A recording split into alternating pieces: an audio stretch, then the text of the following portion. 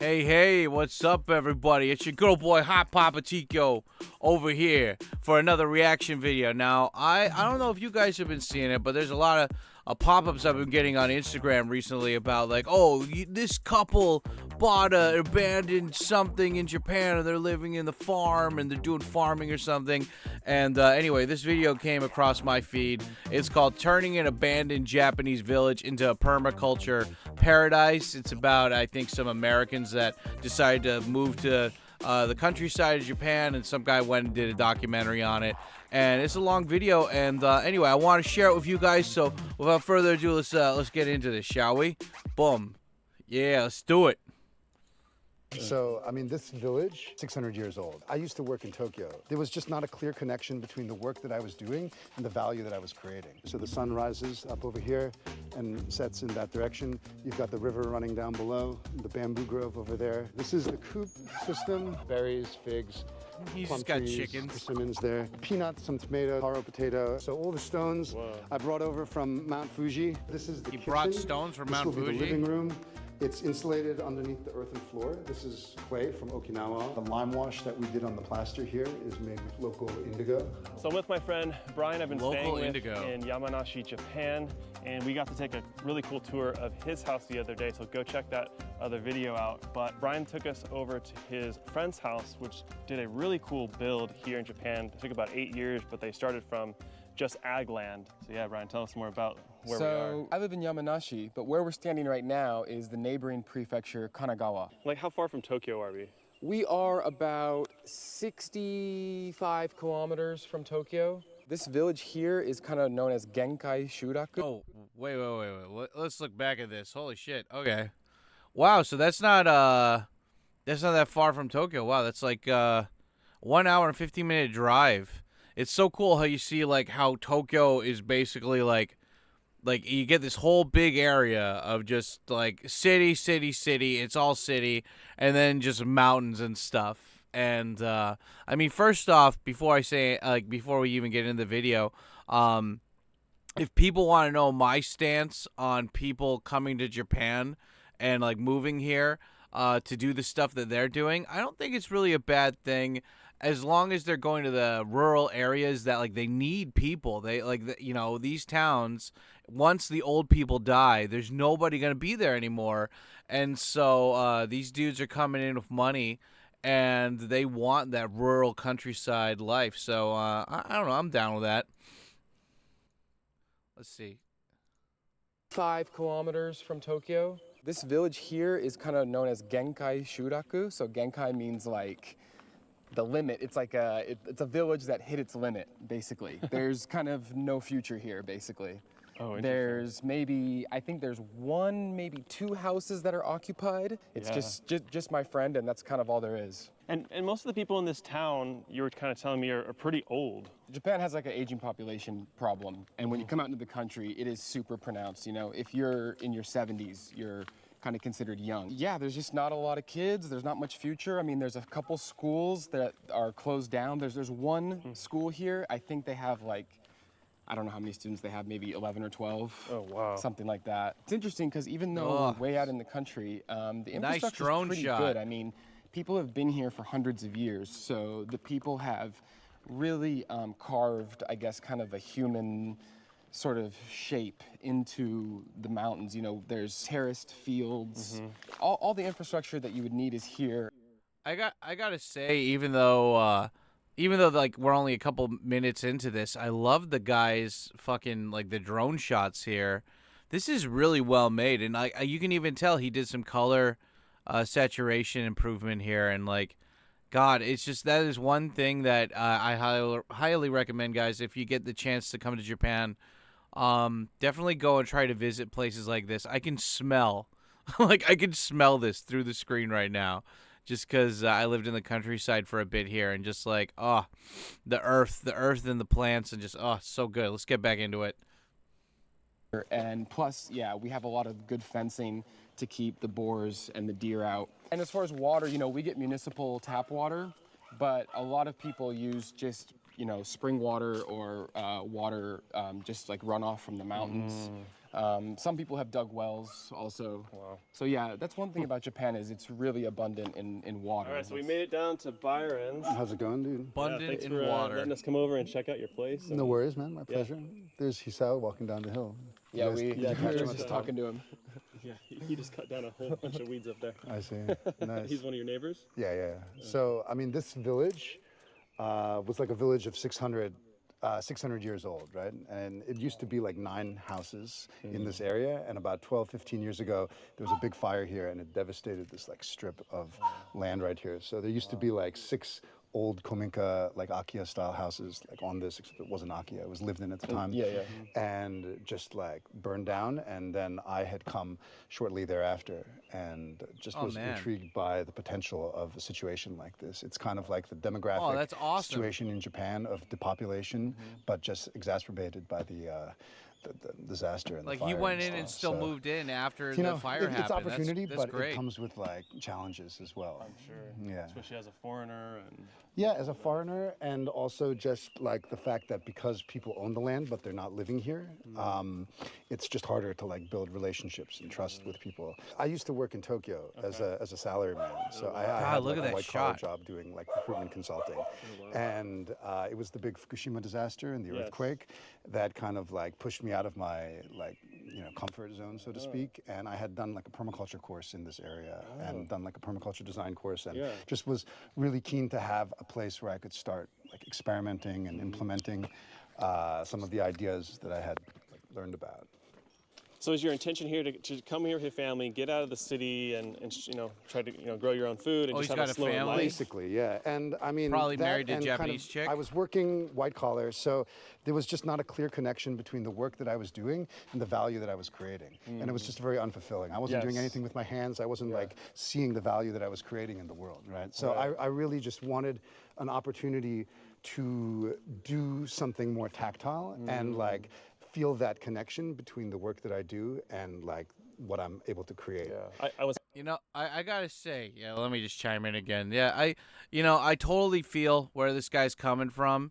I don't know how good his Japanese is yet, just like this far into the video, but I remember I had a similar issue where like I worked, my whole goal once I moved to Japan was to become a salaryman, to like be so good at Japanese that I'm considered one of their own. And I worked for multiple Japanese companies, not doing English teaching or anything like that, for a couple years. And I thought that like people would respect me. I thought like, I'm like, haha, I'm not English teaching anymore. Like take that, other gaijin. But when I noticed that it's just like, I'm doing all this work, but I'm not really seeing any results of like what I'm doing immediately. I was like, this is kind of lame.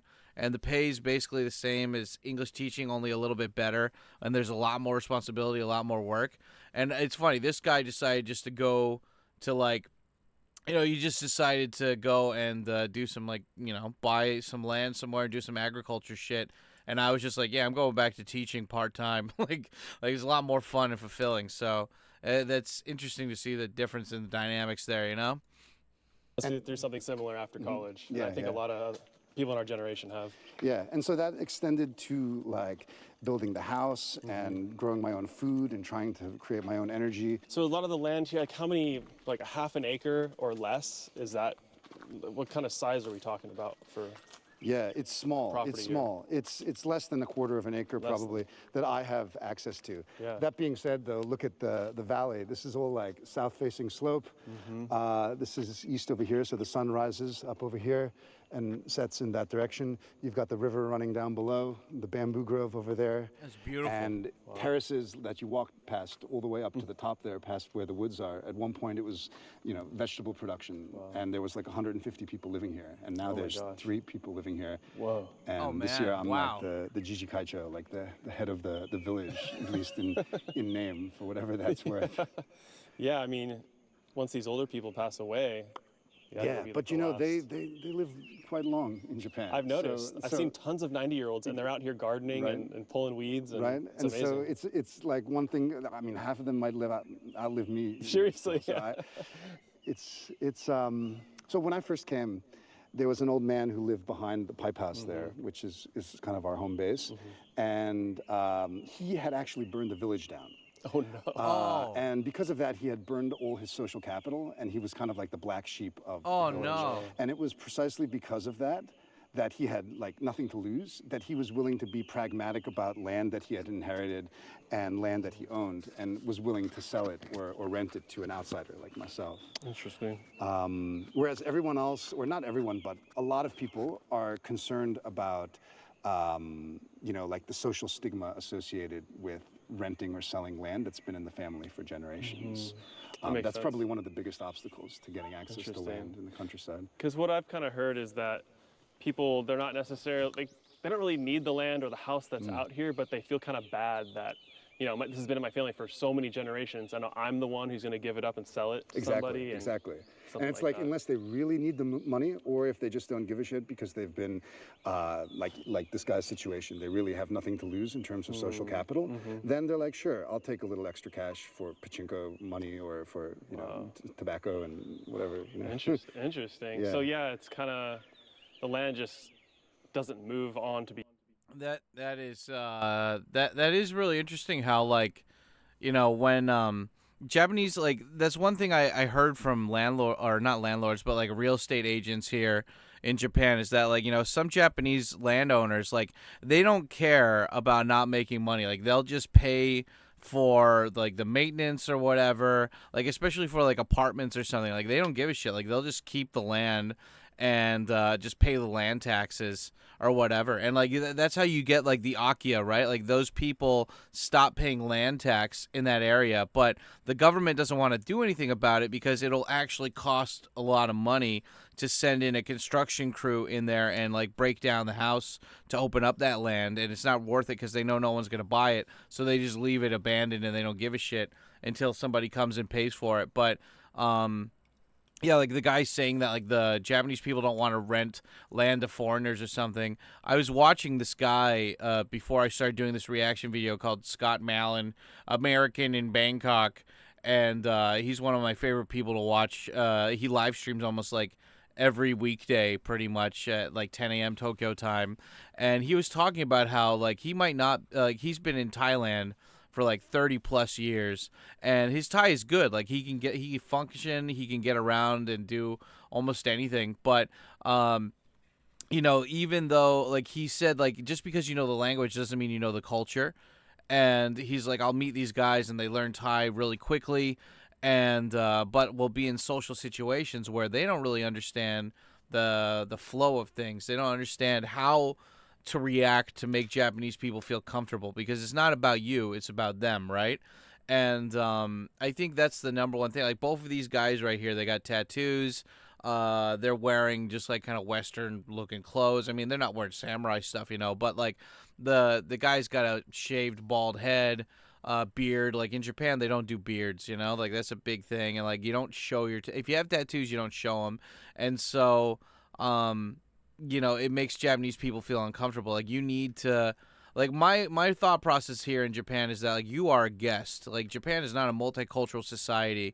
And so even though I look like a big fucking foreigner, I know ways to make Japanese people feel comfortable to trust me more quickly. And I think the thing is, it's kind of like a vibe. It's like international vibe check. If you can show Japanese people that you get them, and not only do you get them, but you're going to continue on with their ways. Like, you're a foreigner, obviously, but you're willing to put in the effort, but have confidence that you're not going to take shit at the same time, right?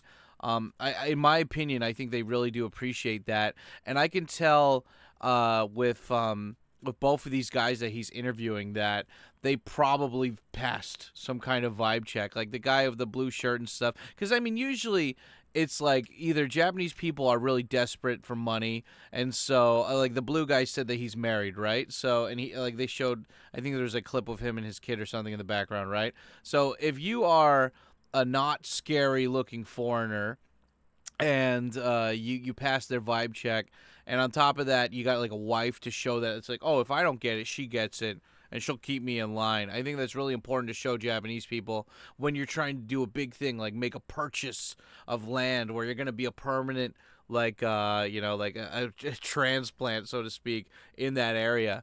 And you can tell these guys did that. They were able to accomplish that. So just because you don't speak Japanese super fluently, or just because you know, you don't feel like you're culturally there. Like, it's one of those things where it's just when you interact with Japanese people long enough, you'll pick up the vibe. You know, this is why immersion is so important. You know, guys, like, this is why it's so important to watch the movies with Japanese people and try to make as many Japanese friends as possible at the beginning, because you'll get so much more of an understanding versus if you're just hanging around with other fucking Westerners the whole time. You know. Anyway, let's get back into it. Be used again, it just kind of sits essentially. Yeah, and at least if the people are living in the village, they get some kind of like social peer pressure from other people if they can't upkeep the land. Like this hillside here, like in Brian's area, there's a lot of people still living there, right? So if there's one old lady who can't manage her fields, she's gonna get like social pressure from letting her fields go just to weed, because other people don't want the weed seeds blowing into their plots and stuff, right? Whereas if nobody's living here, it's like what's the value of the land is so cheap to begin with that there's not like a lot of financial gain if you were to rent it or sell it anyway. So I bought the land cheap, like 10 grand US. Okay. For the house, and I have access to the farmland below it from the old man that I don't pay rent on.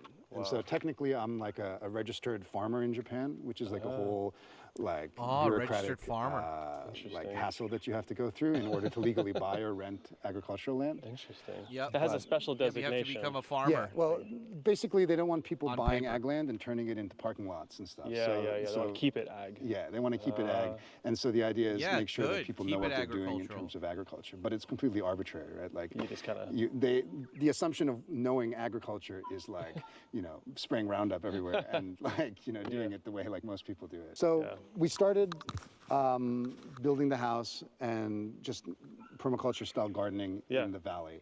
And then like 7-8 years ago, we renovated the guest house down in the same village as Brian, which is like a similar house to Brian's, like a 150-year-old farmhouse that we renovated in kind of like a mix of Western and Japanese style. And we've been renting that out as like a farm-to-table bed and breakfast on Airbnb for the last like 6 years or so. Nice. But then COVID happened, borders were closed, like no inbound tourism, and so we shifted to market gardening, which we had never done as like an enterprise, like a commercial business. Up until now, it had always just been kind of like a hobby thing. We had woofers and volunteers come and staying on the farm, but like trying to monetize it and commercialize it and like scale it as a business was like a completely different challenge. Especially out here, it would be so difficult. Dude, I totally fucking forgot about that. Yeah, like if you want people to, like, a lot of people are doing the Airbnb thing. Like they'll buy the Akiya, like they'll buy the land or something for really cheap and open up an Airbnb, and people are like, "Oh, great, you're just Airbnb-ing, like you're taking away money from Japanese people." But like, no, dude, like these towns are dying, man. Like if you can encourage more people to come there and check out these areas of Japan that nobody really wants there, even Japanese people don't want to go over there, you know. And so if you could get more people interested. And as long as they're keeping up the farm, I love that fact that Japan's like, okay, you can buy land here, but if you don't keep up the farmland shit, then you're not gonna. You can't stay here, dude. I love that because it's like, yeah, they don't want, you know, what is it? What's that song? Like, what is it? Cut down the trees and put up a parking lot. You know, it's like, yeah, dude. Keep the rural countryside green. You know, I love that. And yeah, I think like opening up an Airbnb and also just. Yeah, being able to scale this stuff so you can make money to maintain staying there. That's really important, you know. Not everyone can work remote on like their laptop, right?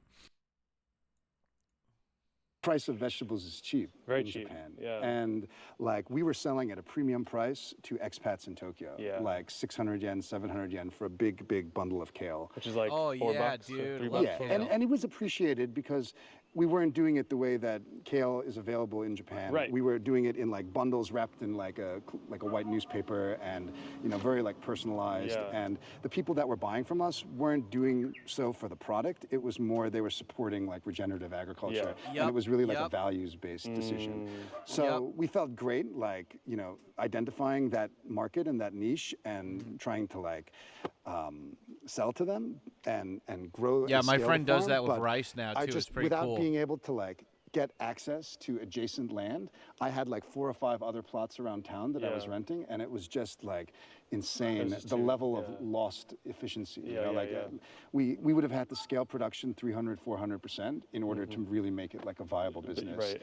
And just at that point, then we needed to like hire people, and we decided like, we did this because we enjoyed doing it, but once we started trying to monetize it, and in the market that we're in, it just it wasn't enjoyable anymore. So Yeah, see, that's another big thing. That's another big thing. It's like you can do, like that's one of the reasons. Like it's fun being a teacher. It's not fun running a business, right? It's not fun running the school. And same thing. It's like, oh, we do this thing, and it's a little hobby, and it's nice. But like when you have all these obligations, and it gets way more heavier, and you're not even making that much profit, it's really not worth it. And I really appreciate that he mentioned that, because that's important, we kind of stepped back from that, and now we're kind of trying to figure out what the next step is in our journey here. To be fair, I bit off more than I can chew with the house. Like it was like a 10-year-long like project of passion, where I was cutting down the trees myself from the forest and like hand-hewn like big beams, timber frame construction, Japanese like earthen walls, and like the whole 9 yards. Well, let's get in there. Yeah, I can show you around. Why don't we loop down to the chickens, and then we can loop up through the house. Yeah, so the chicken coop was made with like leftover material from the house built, like clay that we used for the earthen walls. Okay. And I've experimented with like mobile chicken coop systems because everyone loves chicken tractors in permaculture. But there's just so many predators, like aerial predators in Japan. I heard the crows. Well, the crows, the hawks, the like wild cats and stuff. There's been like a whole litany of different things that have gone after them over the years. Yeah. And what I found was like, I'd have the poultry netting, electric poultry netting as a perimeter that I imported from the U.S. And then I'd still have to put like a net over it, right? Oh, wow, and then if you're putting a net over it, then the whole advantage of having like a mobile system, it becomes more of a hassle to move. That's a pain. And it was just like, this is not worth it. I built 3 or 4 different mobile coops, and then finally I decided to just bite the bullet and build like a static coop system, which has worked pretty well. So yeah, this is the coop system. Ooh, the chickens, Chicken it's like noise. a deep litter. nice. I haven't actually cleaned it out once since I've built it. I've just keep adding more wood chips into the system. They have these roll-away laying boxes that I made. Custom boxes. Yeah, there's a chicken just chilling in there. Oh, it's an Easter egg. There's a couple, yeah. These are the Araucanas, so they're like the blue So these color. all, do you have all Japanese breeds, or No, the is there a black ones mix are called Nera, which are actually a Dutch breed, but that's imported so into cool. Japan. And it was just like I had like a connection to the breeders initially, and so that's why we. Am went with I that the only breed. one And who's then thinking of we Ed, got Ed, and the Eddie with Ed Araucanas be like, and there were chickens? A couple of other breeds as well. Chickens are and so then cool. We had hatched our own eggs. For the most part, they lay in the trays, but they inevitably find comfortable spots in the corners, and they lay there, so we have to check there. And then I have the basic watering system with the nipples, which is not ideal because it has to be filled up every day. I really want to just pipe in like a feeder thing at the bottom here. The walls are just this earthen wall clay material, and this is wood with like a bamboo lattice. I love it This is how he's cob, just like- trying to it's make cob, everything like essentially, as yeah. efficient It's and the same automated material as that we use on the possible, wall, also in and the like but house, also except natural. Only an outside layer. Normally in a house you do one side and then you do the other side, and so this has just the outside has been troweled, and so the material's like squeezed through, just left as is. You know? Yeah, why not? Why not? It's a chicken coop, not a house. Yeah, so. exactly. Neat. And so They yeah, got it works covered pretty from well. rat I have the chickens. auto door there, and Nice. it opens and closes in the morning. So they have the run down here. So there's the couple turkeys. Turkeys. Someone got just had some turkeys? turkeys and they dropped them on me the other day. I've never seen blue turkeys. That was like a couple months ago, and look, their feathers have gotten a lot better than when I got them. They were probably like kept in like a really Tiny- confined space. Yeah. And so Dude, they're living their best life turkeys. now. That's awesome. That is And then awesome. I planted some passion fruits at the base of the chicken coop here, and this is gonna vine up onto the netting above and hopefully provide some shade in the summer. Last year we did Goya, like bitter melon, on it, and it worked really well. Oh, dude, this is so cool, man. Hell yeah. Yeah, and then this is just the run area that's kind of evolved over the years. And then I have this door here, which opens out into like a lower food forest area where we've planted berries, figs, plum trees. Oh, that's so gumi, cool. It's like a nitrogen fixer. Yeah. Cool. Persimmons there. Awesome. And yeah, we open the gate down there if we're working in the field, and they can have Watch the out. run during the day. Thank you. It's gone. The chicken got out. Not only is it gone, it's traumatized. Wait, it's coming back. Hold on.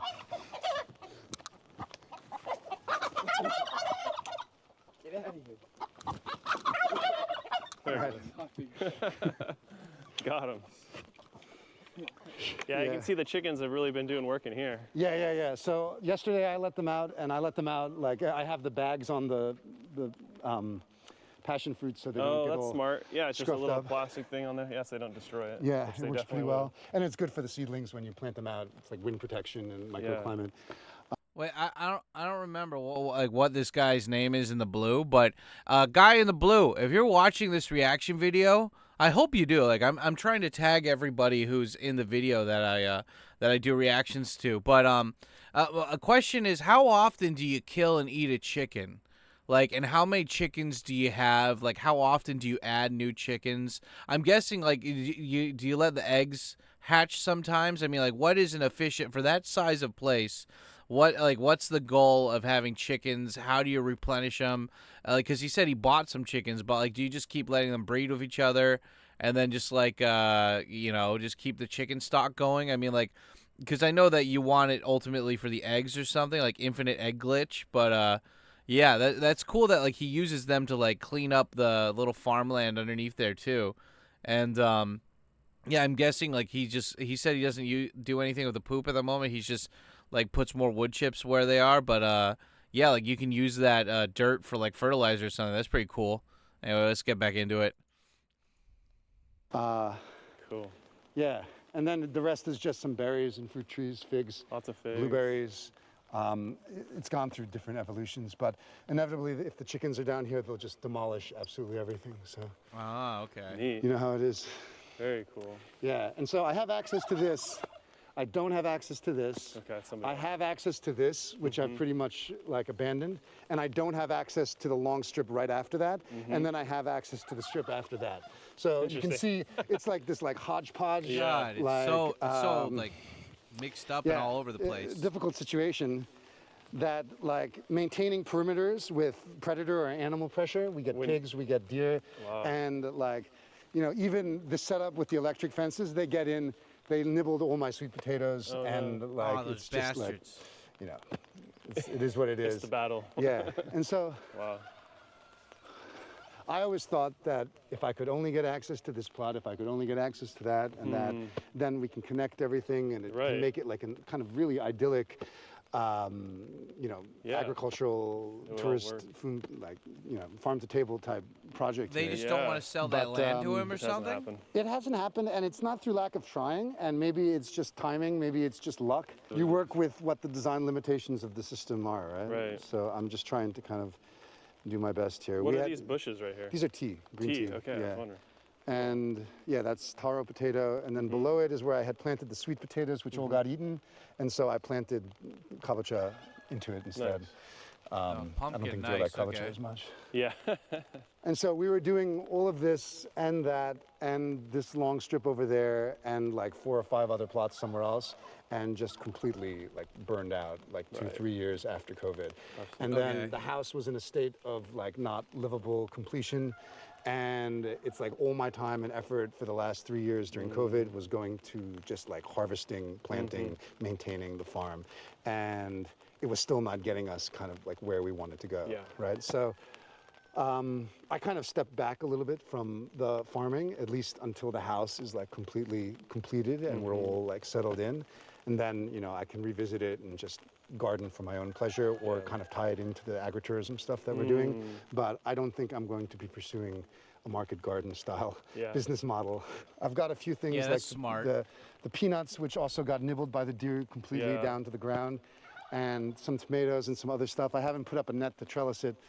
Yeah, I heard somewhere that like in Japan, farmers don't make money from selling the vegetables. They make money from the subsidies. Like, you know, the government pays them to basically grow vegetables because Japan imports like something ridiculous, like 70 or like 60% of their food, and they don't grow that much domestically. So like the farmers really do get a big subsidy from the government, but like they don't make profit.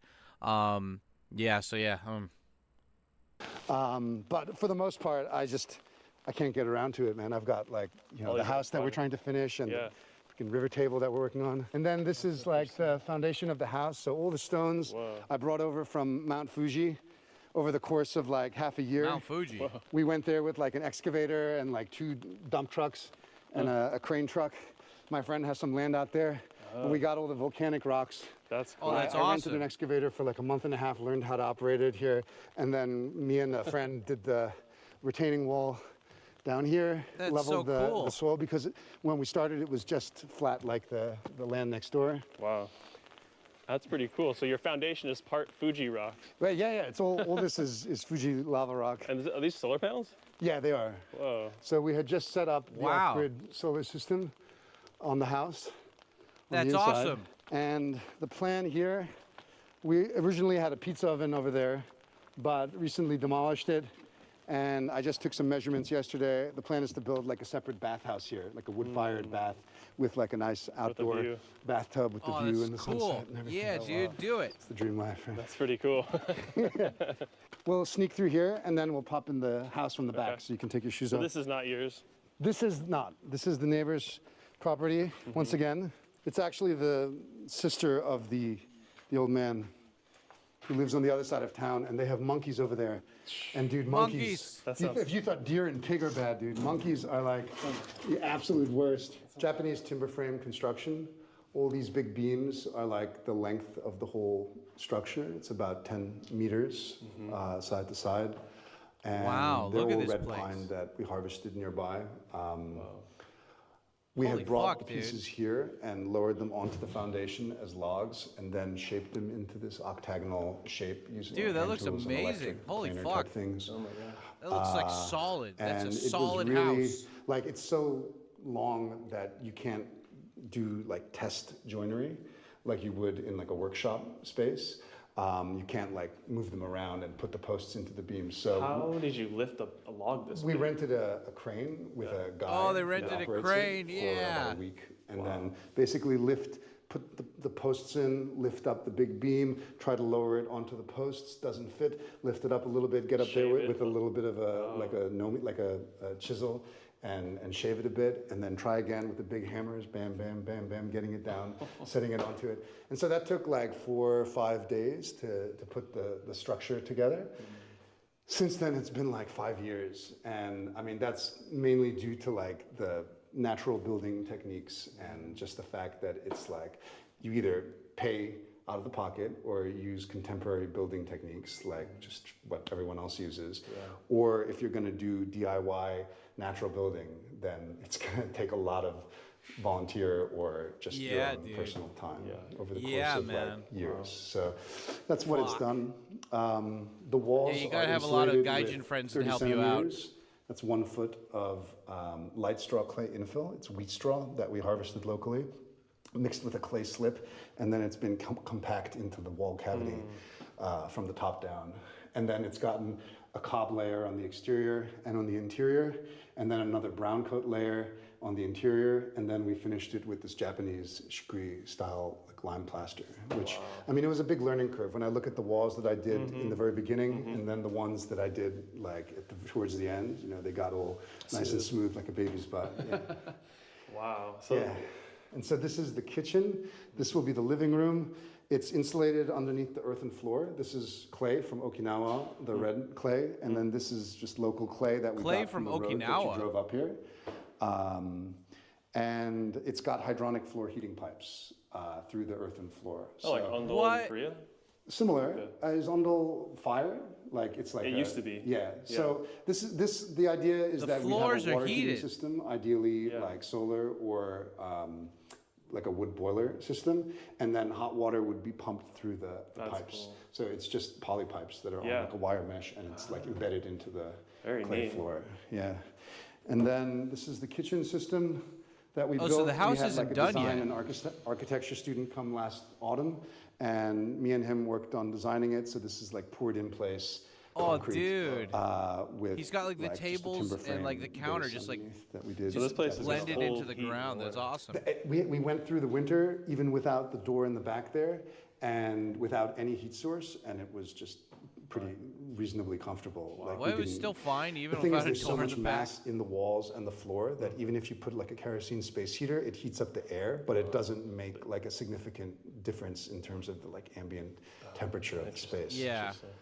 And then this is like the sunroom. The plan is to fill this with soil and like water it with rainwater from the rainwater catchment over there, and then have like an indoor kitchen garden, basically. Grow some tropical that's stuff that awesome. we can't grow in our zone, and Some lemons or something? some passion fruit or yeah. Wow, that's neat. Oh, that's so this cool. is Just have metal, like an and it'll in-house be filled garden. with Yeah, soil dude, do it. eventually. And then just like a little work nook. I want to make some big quilted indigo curtains. The lime wash that we did on the plaster here is made with local indigo. Oh, wow. Local And, indigo. Hell yeah, That's man. just been brushed on in like a figure-8 pattern. really cool. Like 4 or 5 Dude, different it's so layers. Japanese. You're I really love into it. all The the traditional- sustainable, local, Yeah, as yeah. deep as it gets. That's Yeah, awesome. man, I was deep. But you know, it's been such a journey trying to build something of this scale and doing it in this way that, like, I mean, I appreciate so many aspects of what I've experienced doing it, but I don't know if I would recommend it to most people or if I would. Yeah, it seems like a necessarily go lot down of this work. route Would you do it myself. again if you 10 Exactly. years ago? Yeah, I don't think so. I think I would build a tiny house and call it a day. Yeah, but How he's many more locked years do you in think now. you He got has to do it. Well, I mean, we're living upstairs already, and Okay. the first floor is nearing Oh, they're completion. living It's really upstairs, just the okay. tile on the backsplash there, installing the sink and the stove, and like the cabinets and stuff. And Nice, you're close. then for the most part, the first floor is done. And then the wiring like it is how all his done son's just upstairs, hanging and over out. He's here, like, "Yep, it's just the kitchen lighting. I'm a that's part of not this. finished. Well, this part's still Japanese. You got the Yeah. tatami mats. So we got Yeah, tatami mats tatami in the mats. space, and we're gonna put like sliding shoji doors on this area. And so that's like the one kind of traditional Japanese space compared to the rest of the house, which is kind of a mix. And then the plan is to have like a wood-fired stove or like a mass heater in this corner here. I have the hole in the roof for it, but I'm not quite certain it's absolutely necessary. So we'll finish the door, get the floor heating working, Yeah, and once see that's how it going. is in winter, and then you know if it makes sense. It's nice to have a fire, but you know It might be too it hot. might be too hot. Interesting. Yeah, Well, how cold does it get here in winter? like maybe Celsius -5, 6. Well, that's not max. that So bad. like 25 degrees? Hokkaido's like Yeah, minus yeah. So 20, not that so- cold. Yeah, not right? that cold. Not that cold, but cold enough to blow uninsulated water pipes and stuff. And Yes. freeze water if it's not insulated. What's that tree? This is a Japanese momiji, like a Japanese maple that was given to me by God, look at the that. That's owner of a beautiful right sawmill there. who was really like down with what we were doing and wanted to support it. And he asked me if I wanted to buy it, and I said, man, I don't have the budget. I can't afford something as luxurious as this. Because this is one of those things that like, there was an old carpenter that had cut it down or saved it, and then he died, and it was like left in the sawmill's like storeroom for like 20, 30 years. And if there was somebody who was like looking for something like this, it could be worth like $20,000 or something like that. Yeah, that's But ridiculous. it's like, who's That's gonna buy expensive, something dude. like that, Yeah. or in this economy and this day and age, right? And so he's like, how about 2K? And I'm like, I can't even afford that. And he's like, all right, I'll just give it to you. And so, so I just got it for free, and it was already That's after we awesome. had built the house. And so I'm like, okay, well maybe I can put it Yeah, here. you gotta and invite work that the guy to stairs every around house it. And party that's kind of now. what it became. What did you, is it just naturally kind of smooth and? Yeah, it's just been peeled. and this is just like the natural texture of the wood. And this is the way I got it. That's I just great. oiled it and brushed it up and cleaned it. Now we're on the second floor. Yeah, and it's got the great view. You can see Brian's Look at house that from view. Somewhere down in the over there. valley there. God, it's so green, No, I got man. Starlink the other day and just put it at the top of this Starlink. like, wooden flagpole here. Elon. It's such like an isolated like mountain village that like, you know, earthquake, anything can knock out the infrastructure. And the whole, even the water situation, it's gravity fed from a spring up in the mountains there to like a water tank up there that was then He's got dispersed the down to all the binoculars. houses. And so you can imagine If something went wrong. something like a typhoon knocks out the pipe and then the water tank's not filling. And so I really want to do water catchment off of the roof. We have this nice big roof, and alongside the road I want to build like a water tank cistern. that's Originally smart. I wanted to use it for agricultural water and just like, you know, bath water and stuff like that. And so, yeah, it's been a great journey, but it's not over yet. Nope. We're just kind of like, yeah, figuring it out from here. So now you and your family just plan to live here Yeah, for the so, foreseeable future, or how? well, that's the thing, right? Now everything's changing. The kids are getting older. The algebra is changing in terms of like what we want and our values. It's not like we don't want this idyllic life, which in so many ways is what we've been striving for like the last 10 years. Yeah. But, you know, we're trying to raise bilingual kids in Yeah. Japan, and we're not working a corporate job to afford our lifestyle. So it's kind of like, you know, what do we do if we want to give our kids the same kind of like international exposure that I we see. experienced growing Versus up? out here, they'd be more sheltered and not get to experience as much. Exactly. My wife went to international school, so she's like a native English speaker as well. Okay. My parents are in the U.S. and they're like in their 80s now, and so the question is like, what do we do, you know, if something happens to one of them, or you know, we need to, yeah. And I've been in Japan What? 20 years, and so it's like, in some ways, I've lived this like version of the Japanese dream myself, and it's kind of like I'm almost ready for the next step. I think when I was living in Tokyo, if I hadn't met my wife and found permaculture and come out to the Japanese countryside, I probably would have left Japan at that time. But having access to this was like a whole new frontier of like learning and challenging myself and pursuing kind of like my values. So, That's really cool. yeah. But now you've done it, maybe there's another dream out there for you. Exactly, You yeah. know, who knows? Well, the dream is the What? kids now, raising Exactly, the kids, right? right? Very cool. Well, thanks for. Wait. So is he gonna? Wait. So was he implying that like basically he's not gonna live out there? Like he's kind of done. He's tired of it. He wants to like finish the project and then like move back to Tokyo. I gotta turn on the microphone. Yeah. Wait. So does that mean that he wants to just like stay in? Wait. So is he like? He's like. Yeah, look at that face. He's like. He's so done. He's tired. He wants to see the project through. But does that? His wife speaks native level English, and I don't know. Man, like this is a thing too. Like both of my parents are like they're old, you know. So it's like I don't need to. Like they're old, but like they're self-sufficient. I left America and I was like, I'm not taking care of you when you get older, and they knew that, and they're fine with that. And I don't know, man. Like you worked on this big ass house, you put all your life energy into it, and now you want to like move, like keep your kids like more internationalized, and like I don't know, man. Like what's the point? What's the point? I like that you're like spiritually fulfilled, but like okay, so you built this badass fucking place. And now you're like, yeah, I'm going to go live in the city again because, like, my kids need to learn English. They can learn English where you are. Come on, bro. Why? Why put all this energy into working on this thing and then you're just going to abandon it when you get older? Like, why? Like, you're basically just made this badass thing to give to your kids to sell off to somebody who gets to, like, continue your save file. I don't get it, man. But, anyway, I don't know. If you watched the video all the way to the end, especially the guy who's in this video, yeah, please answer. Let me know. This guy's name, by the way, is Nature's Always Right, and I found him randomly on like just YouTube recommended me his stuff. So I'm gonna put the link to everything down below. But yeah, what do you guys think about this project? Like, I really love the fact that he took stuff from all around Japan, like like Mount Fuji rocks. Okinawa clay. He, I guess like he said that maybe you're not allowed to grow certain vegetables on the Japanese land. So he's like, I'm gonna just grow it in my own kitchen that's not connected to the actual dirt outside. So I thought that was really cool.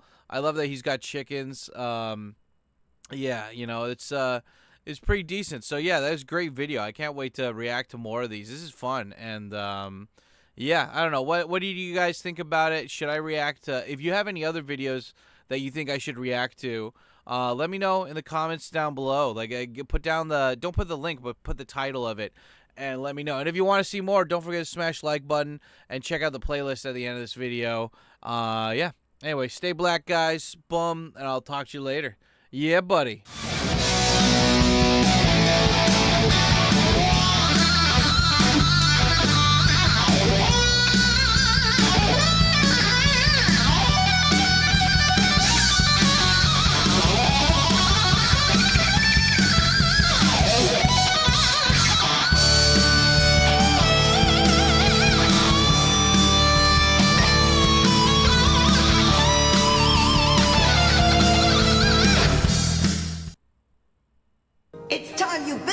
And started caring about something with all your heart and energy, but you can't care about it if you're always holding yourself back in case it doesn't work out.